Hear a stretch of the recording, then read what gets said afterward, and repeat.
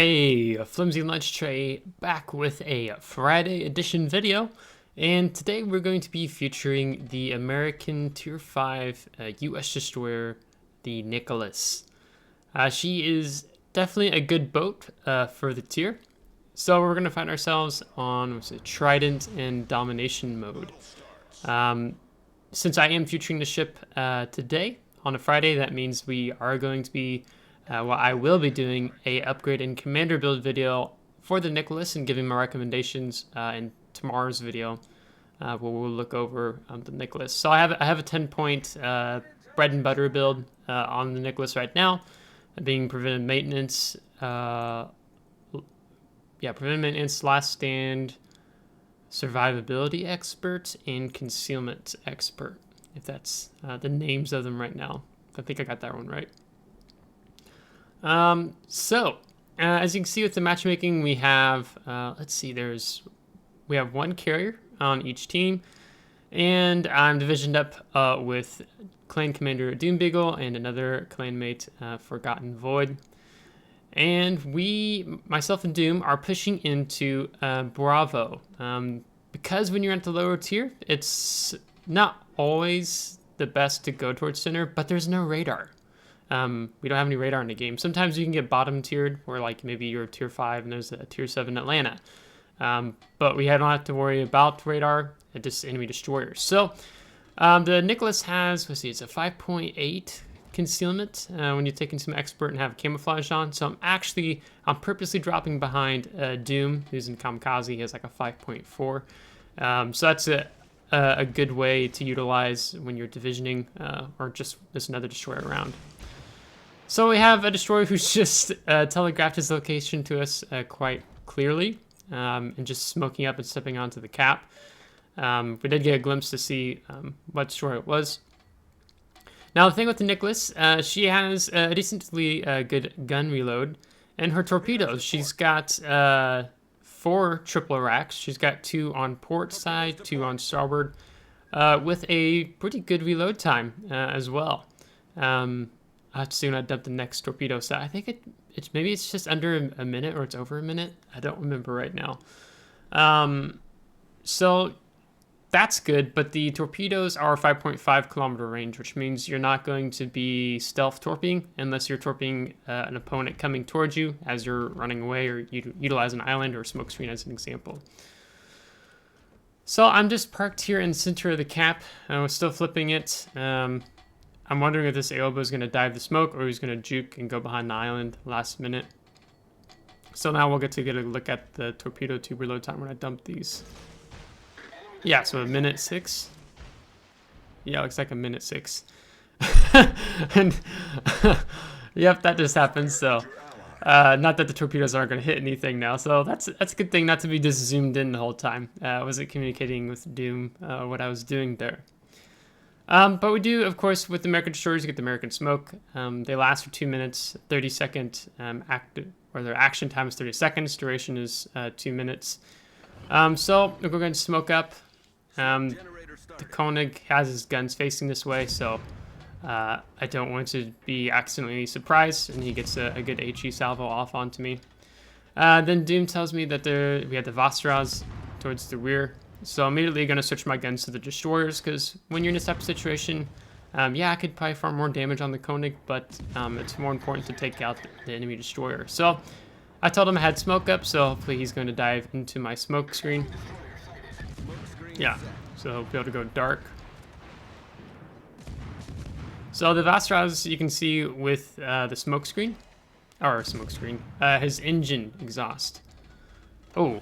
This is a good point. So you have engine boost. So I popped the engine boost to be able to juke these torpedoes. Otherwise, I would have eaten that one there.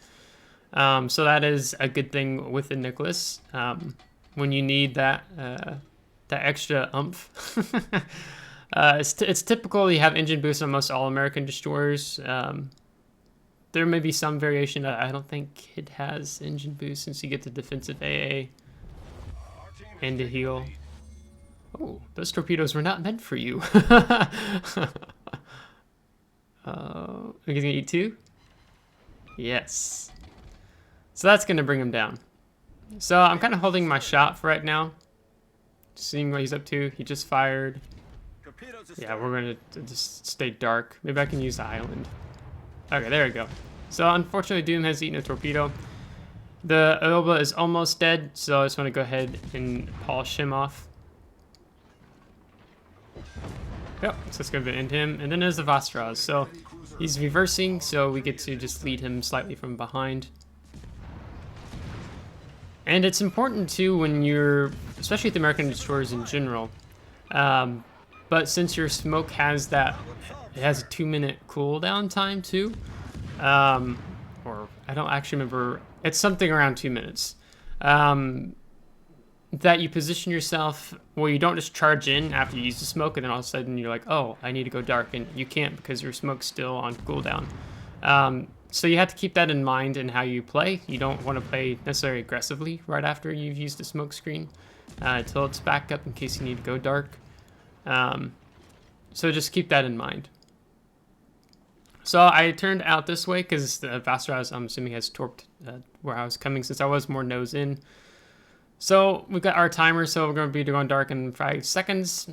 So I'm kind of, basically we've just been focusing on defending the center cap.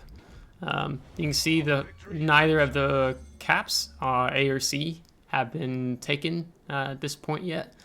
So we're just able to defend the ground here. And so we're actually getting close to 0-pointing the enemy team, as they have no points coming in because they don't control any of the caps.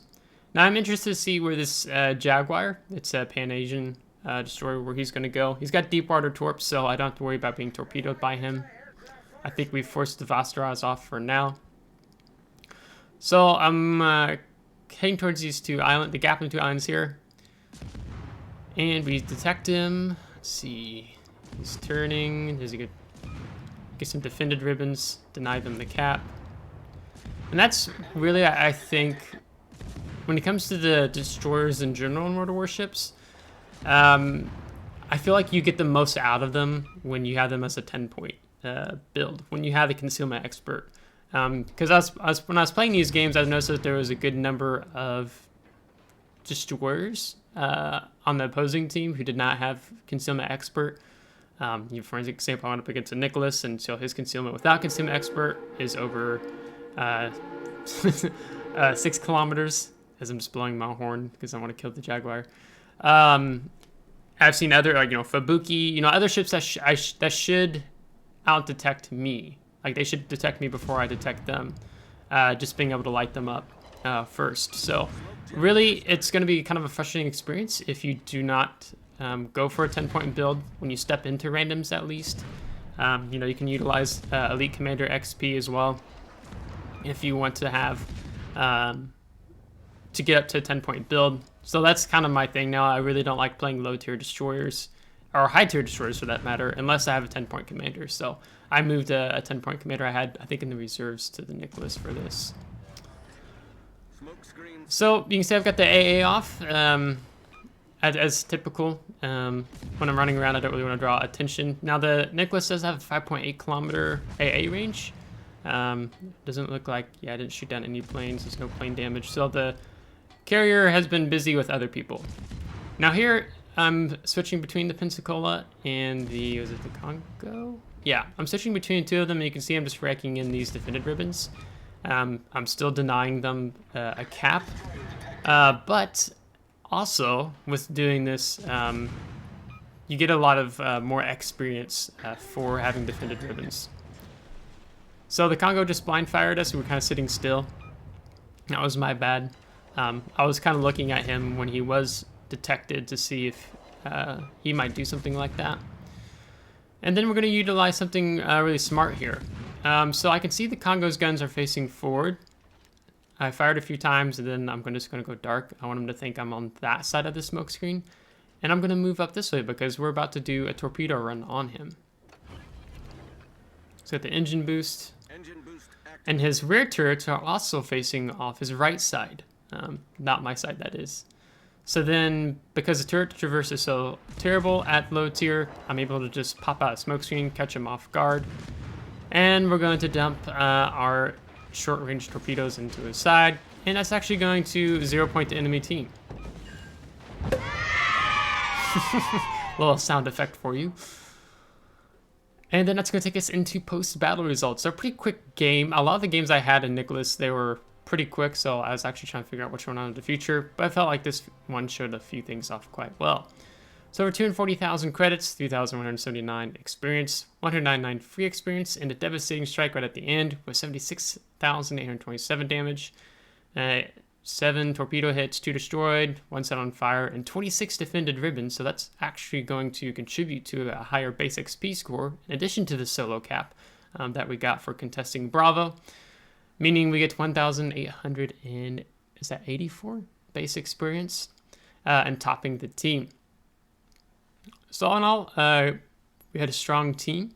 And we didn't really have to worry about the enemy carrier that match. I had some a few days later, or the next day, where I had double CV, and it's just not fun when you're low tier.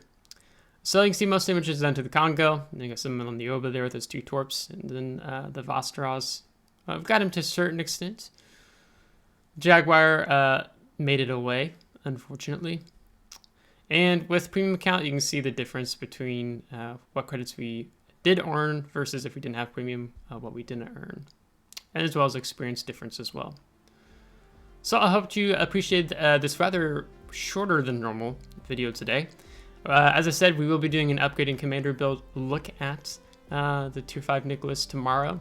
I like trying to get down to the lower tier every now and then because I know there's a sizable portion of the player base and World of Warships that doesn't like to really play tier 8 to tier 10. Instead, they like to stick down at the lower tiers, and I totally understand that. So I don't want to just keep doing upgrade commander builds of ships that are tier 8 to tier 10 all the time. You know, we did the Agla not too long ago, and now we're doing the Nicholas. So it's good to come down to this because it's actually nice to enjoy the low tier. You get away from a lot of the gimmicks at the higher tiers. So it's a breath of fresh air. So it was a nice break to be able to come down at tier 5. So if you liked today's video, give it a thumbs up. If you did not, give it a thumbs down. Subscribe if you do want to see more, and if you ever subscribed, thanks. I really appreciate it as we continue to grow the community here with you. So until next time, take care.